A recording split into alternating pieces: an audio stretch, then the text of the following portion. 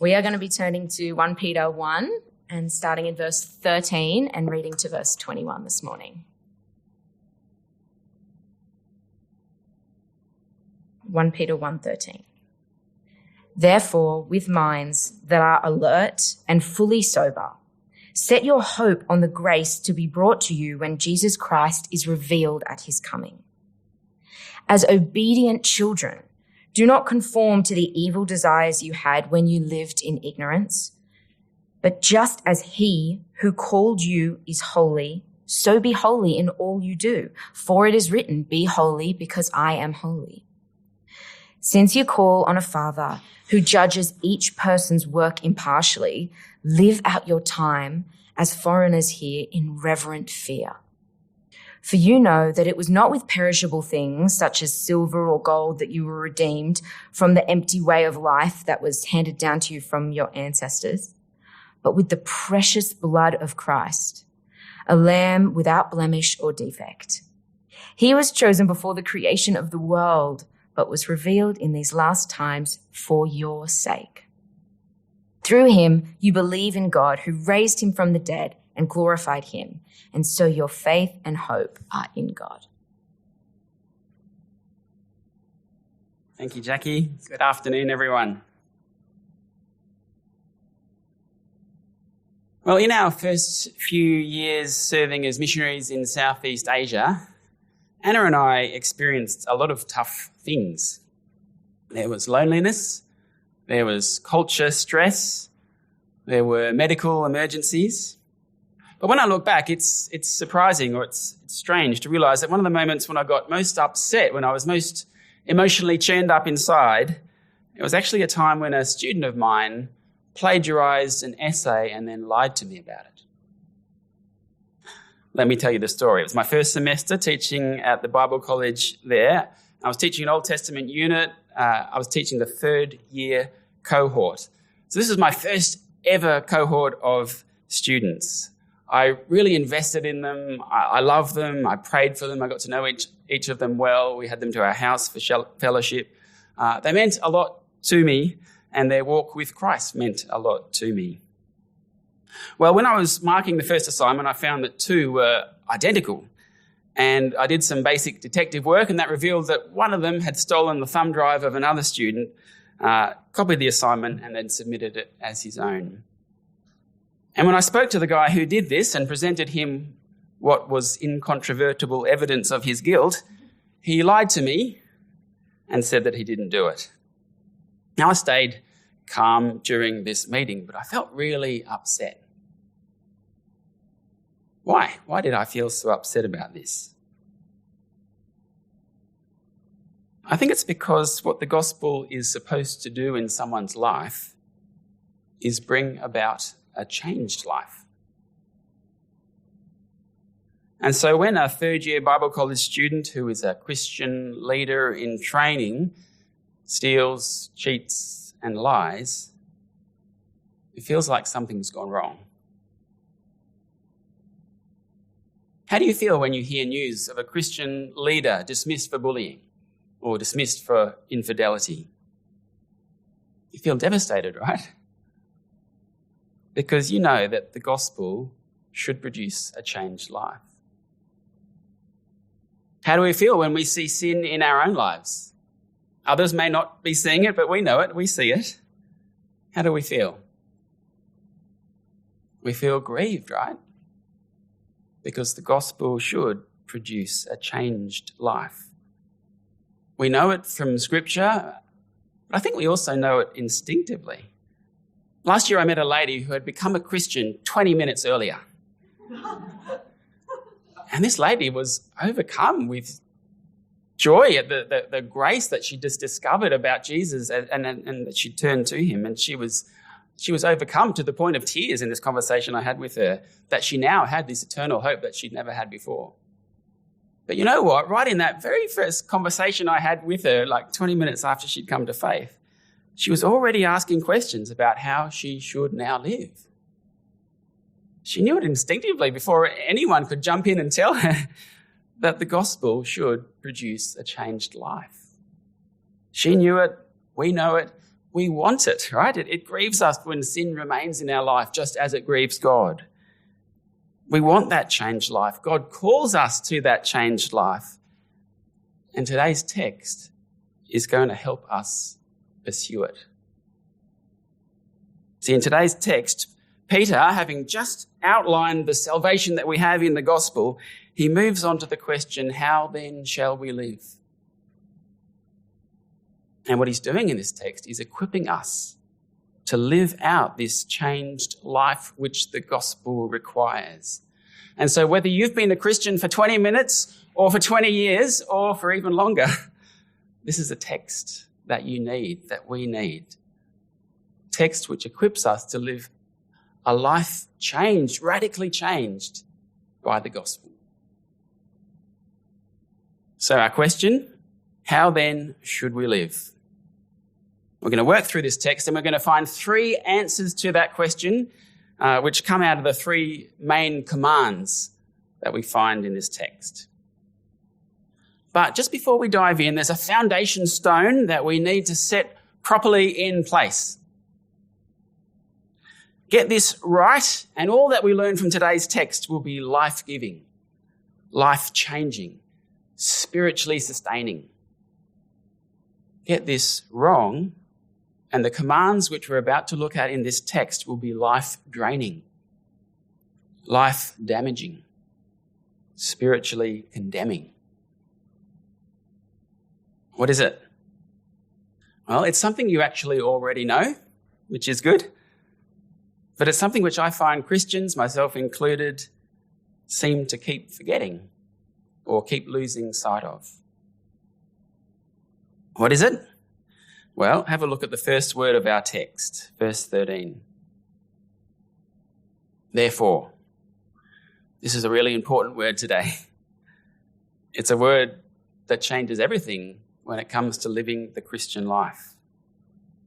In verses 1 to 12, Peter has summarized the salvation that is ours in Christ. New birth, living hope, eternal inheritance, salvation. That is what God has already done. That is the gracious, not needing to be earned gift of God.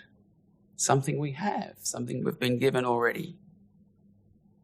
And so when Peter starts from verse 13, giving instructions about how to live, he starts with this word, therefore, meaning that how we live now is a response. A response to God's grace, not a means of earning it. A response to having new life, not a way of getting it. As the theologian Edmund Clowney puts it, the imperatives, that is the commands of Christian living, always begin with therefore. So brothers and sisters, I want you to remember this through the talk today. God, by his grace, has already changed us. And now in response, we're commanded to live that new spiritual reality out in our day-to-day lives. So that's the foundation stone. Now that that's in place, let's move into the text. Our question, how then should we live? The first of these 3 answers that we find in the text is in hope. We are to live in hope. I'll read verse 13. Therefore, with minds that are alert and fully sober, set your hope on the grace to be brought to you when Jesus Christ is revealed at his coming. Now we'll come back to the alert and sober minds in just a moment, but for now let's look at this main command here, which is that we are to live in hope. So last time, Alan Thompson, when he preached from verses 10 to 12, he set us up for this, showing how we can be confident of this hope. And the time before that, the first week, in verses 1 to 9, we got to see what exactly it is that we're hoping for, that salvation, that eternal inheritance. It's what Peter calls here in verse 13, the grace that will be ours when Christ returns. So the command here is to live with our hope set on that. But what exactly does that mean? And what's that actually going to look like?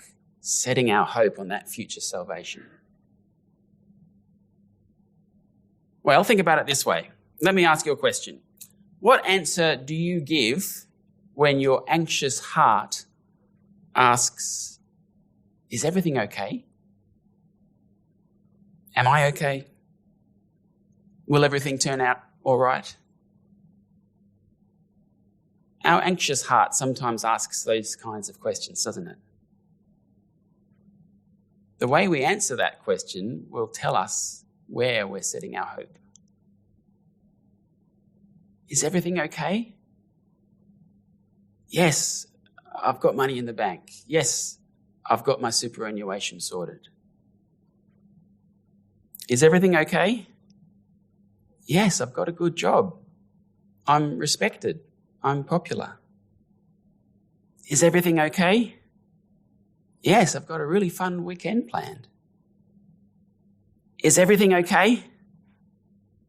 Yes, grace will be mine when Jesus Christ appears.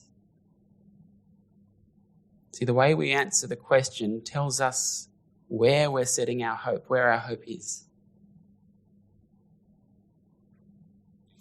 Now, this is interesting because this is the first of 3 instructions in this text about how to live. And interestingly, it's not really about what we do. It's about what we think. It's about our thought world, where we're setting our hope. Now, instructions about what we do will come, but it's interesting that Peter starts with what we think, because what we think determines what we do. Whatever it is that we put our hope in, what we think, that becomes what we chase after, what we do. If we think that having enough money is what's going to make everything okay, then we're going to set our hope on that money, and that's what we're going to chase after. If it's status, we'll chase status. If it's pleasure on the weekend, we'll chase after that. And let me say, that is perfectly normal human behaviour, to set our hope on things like that and then to chase after them. But Peter's saying here, for us, now that we have the gospel in our life, we don't have to set our hope on those things anymore, which are never going to ultimately satisfy anyway. Instead, we can set it on the future grace, which will. And don't forget, the context for this letter is that the Christians that Peter's writing to are facing trials, they're facing sufferings. This is a particularly important context to have your hope set right, because what happens when you combine a false hope, like money or status or pleasure, combine that false hope with a difficult situation? What happens then? Let's say we're suffering for Christ, we're being mocked for our faith. And we've set our hope on status. We've set our hope on approval from others. How are we going to go about fixing that problem of being mocked? I'm guessing we're probably going to tone down our stance for Christ. Or let's say that we're suffering for Christ because living his way has made us relatively poor compared to people around us. If we've set our hope on money or financial security, how are we going to deal with that problem? See, if we've set our hope on something other than Christ, at that moment when suffering arises in our life, suffering for following Christ's way, we probably will go ahead and compromise Christ's way and instead chase after those false hopes, because what we think determines what we do. And that's why Peter starts here with our thought world. Okay, so we can see that our thought world is important. And so I think we're going to need help to do this well. And there is help here at the start of verse 13, when Peter tells us that we are to have minds that are alert and fully sober. To live this Christian life well, we need an alert and sober mind. Alert, ready for action, aware that there's this mental battle to fight, that there's something that we need to focus our minds on. And sober. Think about it. If you're drunk, you lose control of your mind, don't you? That thought world we need to have such a discipline with. It might be literal drunkenness, or it might be a metaphorical intoxication with the false hopes of the world. But either way, you lose control of your mind when you're drunk. And what we're saying here is that we need to live the Christian life with a clear mind, with a self-controlled mind, with a disciplined mind, so that we can constantly practice setting our hope on that future grace and not be distracted by other things. So you see that we're being called here to disciplined mental work, because our thoughts matter. What we think determines what we do. This is a call to us to commit to the mental work of setting our hope on the future grace. So Michael Phelps was a great American swimmer. He won more Olympic gold medals than anyone has ever won in the history of the Olympics. He won 23, which is frankly ridiculous. And he was asked about his success once, and he said this: "I think it's really important to train the mind the same way you train the body."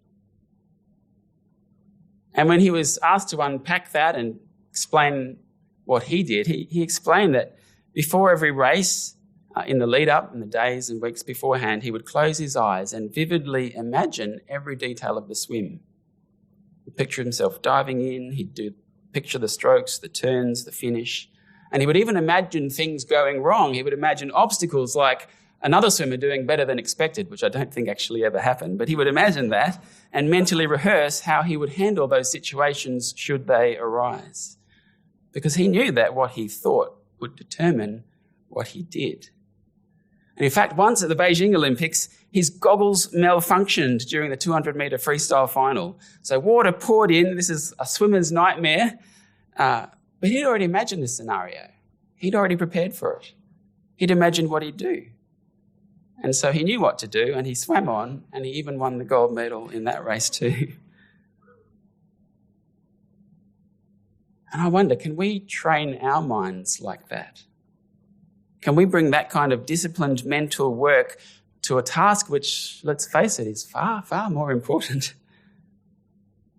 Can we so set our hope on the future grace that when our moment of metaphorical goggles malfunctions happens, maybe a loved one dies, maybe we lose our possessions, maybe we get slandered for Christ, or we find ourselves in prison for Christ, or we find ourselves called to serve him in a hot and isolated village with no electricity. Can we so set our hope on the future grace now that when those things happen, we don't go searching for a fix with the false hopes? Because we're ready for this. We've thought this through. We've anticipated this. We're able to see that suffering for what it is. And because our hope is so anchored in the future grace, we stand firm. What we think determines what we do. So that's the first answer to our question. How should we live? In hope. Let's move on to the second one now. In holiness. We are to live in holiness. I'll read from verse 14. As obedient children, do not conform to the evil desires you had when you lived in ignorance. But just as he who called you is holy, so be holy in all you do. For it is written, be holy, because I am holy. So we're called to be holy. What does that mean? Well, Peter starts with what it's not, and then he moves on to what it is. What it's not, verse 14, is conforming our lives to the evil desires we had before we knew Christ, back when we were ignorant of his truth and of his will. Desires like selfishness and pride. Desires like greed and materialism. Anger, bitterness, sexual immorality, lust. Before Christ, we would follow those desires, we would be driven by those desires. So if we're not conforming our lives to those evil desires anymore, what do we conform our lives to? Verse 15 and 16, it's to God's character. Just as he who called you is holy, so be holy in all you do. Be holy because I am holy. That's what holiness is. It's conforming our lives to the character of our holy God. Just think for a moment of everything you know about God's character. He's good, just, righteous, forgiving, loving. Think about all you know of God's character as it was revealed in the person of Christ. He's gentle, humble, compassionate, free from sin. That's who we are to be like. That's who we are to conform our lives to. That's our calling here, to be holy. This calling to be holy is a calling to be different. It's a calling to be separate. Just as if we go back to the Old Testament, we can see that the command to Israel to be holy meant that they would be separating themselves out from the evil practices of Egypt and of Canaan. So now our command to be holy means separating ourselves out from the evil desires common to the people of the world around us. We're not to be like them, we're to be like him. We don't separate ourselves out from them physically. On the contrary, we're sent into the world. But as we live amongst them and we interact with them, we are called to be different. If they gossip, we love. If they grasp, we give. If they backstab and manipulate, we are to be kind. If they lie and cheat, we're called to be honest. If they are violent, we are gentle. Because that is being holy just as he is holy.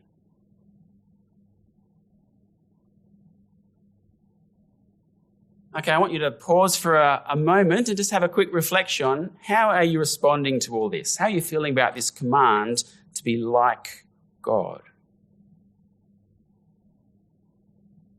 Because when you think about it, it's a pretty high bar, isn't it?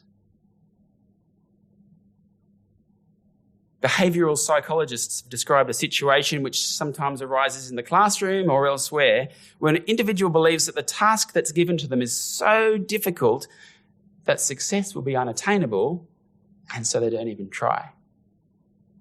They call it task aversion due to perceived impossibility. I think they've named it pretty well. And I reckon if ever there was a time when task aversion due to perceived impossibility was going to be in play for us, it would be here, right?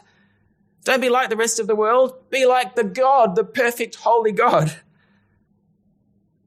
Have you ever felt this way about this command to holiness? Because if I'm honest with you, I've got to say that I have. And now I want to say I think that response is completely understandable and at the same time, spiritually dangerous. Because that response, especially the task aversion part, it stops us from doing the very thing which God is calling us to do here, and that is pursue holiness.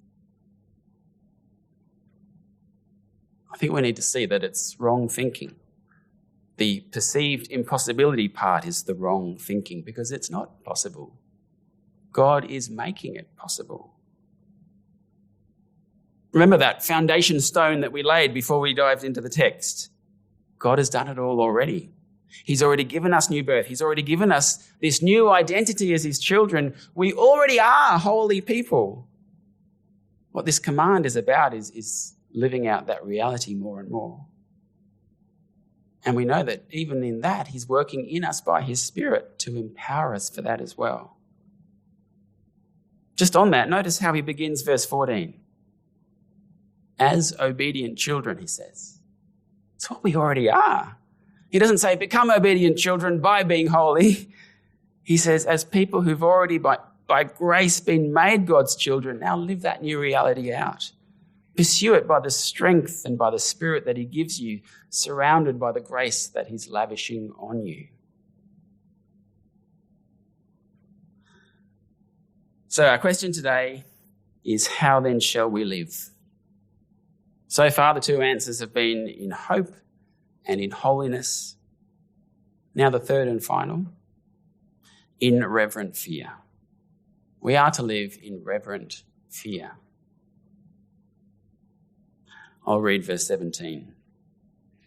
Since you call on a Father who judges each person's work impartially, live out your time as foreigners here in reverent fear. And what this means, what this living in reverent fear means, it means living in awe of our God.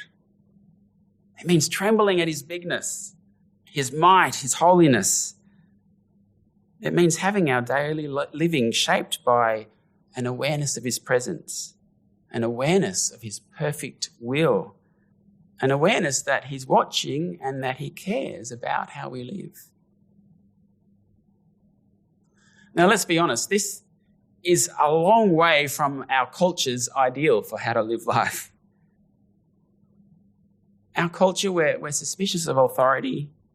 We love independence. We love expressive individualism. To our culture, this idea of living with big brother watching, it sounds awful. It sounds like a nightmare. And if we've been shaped by our culture, we definitely haven't been shaped to be a people who live in reverent fear of God. So we need to pay really close attention to the reasons, and Peter lays out some reasons here, the reasons why we should, why it's a good thing for us to do this, to live in reverent fear of our God. Why should we? Well, because in verse 17, God is an impartial judge. He's a judge who judges us with absolute fairness. Yes, he's also our loving Father, but that doesn't stop him from also being a judge of our actions. And living with an awareness of this will produce a healthy fear, a healthy awe of God. Now, from the perspective of our culture, where the ultimate good, according to our culture, is each of us doing what we want, this is a frightening idea, this idea that God is watching and judging what we do. But let's think about it from a different perspective. Think about it where the ultimate good is not each of us getting to do what we want, but the ultimate good, or a higher good, is us living holy lives that God calls us to. Then living with the constant knowledge that whatever we think, whatever we do, is subject to the scrutiny of God's penetrating holiness and love. Having that beautiful, holy love checking our thoughts, checking our actions, redirecting our paths in light of his holy character, in light of his will. Having our life shaped that way, well, that's a beautiful thing. That's a life-giving thing. That's a gift to us.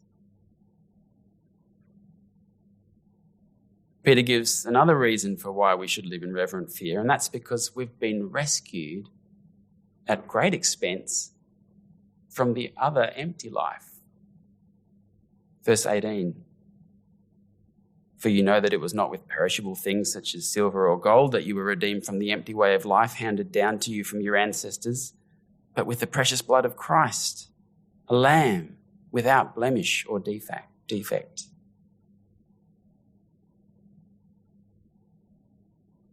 So at the greatest possible expense, at the precious blood of Christ, we have been redeemed. We have been rescued from that empty, that Christless way of life, that futile, empty, self-destructive, horrible, sinful way of life, that way of life that was bad for us and bad for the people around us that we hurt. we've been freed from that. We've been rescued from that. So what folly it would be then to go back and live that way. Living in fear of God is a good thing because it drives us to holy living and it protects us from returning to that horrible old way of life. And there's one more reason that Peter gives for why we should live in reverent fear, and that's because this is all part of God's plan since before creation. Verse 20, he was chosen before the creation of the world, but was revealed in these last times for your sake. Through him, you believe in God who raised him from the dead and glorified him, and so your faith and hope are in God. What a privilege. We live in these last times when God's plan from before creation is fulfilled and we are the beneficiaries. Again, what folly it would be then to live as if that hadn't happened, to live our lives with no fear of God, that we might stray from the good, holy path that he's prepared for us. No, this is a good way to live. It's a blessed way to live, living in reverent fear of our good God, our redeeming God, our promise-keeping and holy God.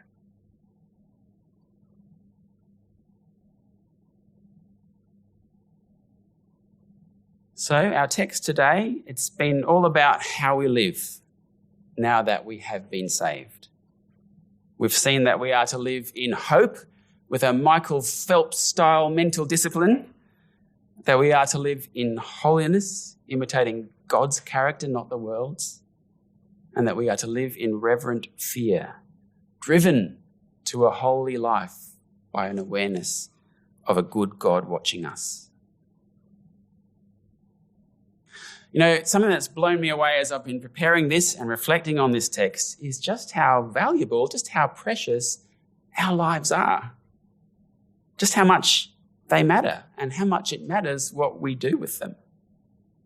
They've been purchased by the most valuable, costly thing as part of God's plan, which goes back to the beginning of creation. It's mind-blowing to think just how much God cares about what we do with these precious lives.